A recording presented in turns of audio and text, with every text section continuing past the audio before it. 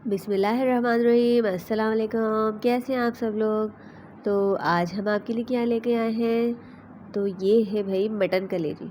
बहुत मज़ेदार और बहुत सादा, कम मसालों में आसान सी रेसिपी तैयार होगी। बिगनर भी आराम से बना सकते हैं। तो चलिए रेसिपी को शुरू करते हैं।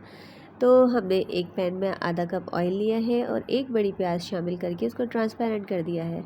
उसके बाद छोटे छोटे पीसेस में कटी हुई कलेजी के टुकड़े हमने इसमें डाले हैं और उसको हल्का सा फ्राई कर देंगे। फिर हमने शामिल किया है इसमें 1 चाय का चम्मच लहसुन अदरक, आधा कप दही। उसके बाद हमने 2 चाय के चम्मच पिसी हुई लाल मिर्च पाउडर। उसके बाद हमने आधा चाय का चम्मच हल्दी और तकरीबन 2 खाने के चम्मच हमने इसमें डाला है पिसा हुआ धनिया। और हम इस सारे मसालों को थोड़ा सा मिक्स कर लेंगे, ठीक है।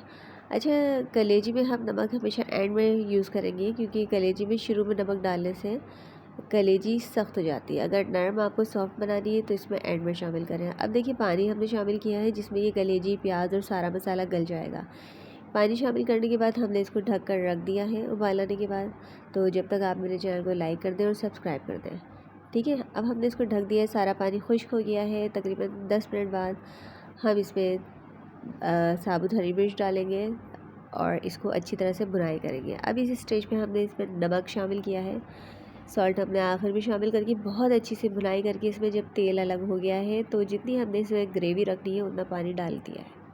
अब इसको थोड़ा सा पकाएंगे ताकि ये पानी भी इसमें अच्छी तरह पक जाए और थोड़ी देर बाद कलेजी तैयार है।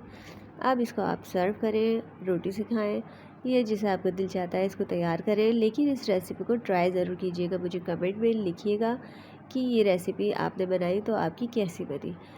तो अब मेरी तरफ से यहाँ तक के लिए अल्लाह हाफिज़।